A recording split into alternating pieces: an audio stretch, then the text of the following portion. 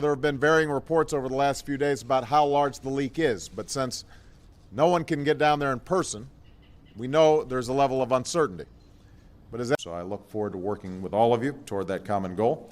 And now let's get down to the business of this meeting. I think it's time to get down to the business of actually solving this problem. Now it's time to get down to work, and we have much to do.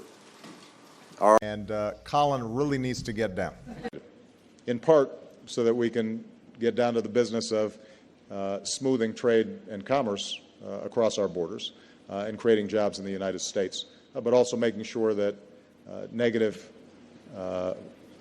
actors aren't able to penetrate the United States. Number two, cracking down on employers who are...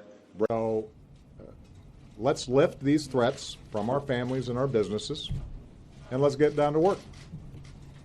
It's not... So let's lift these threats from our families and our businesses, and let's get down to work. How long have you guys been working on this? Yeah, coder in chief. How long? When did you guys get down here? We got it down here yesterday. Yesterday.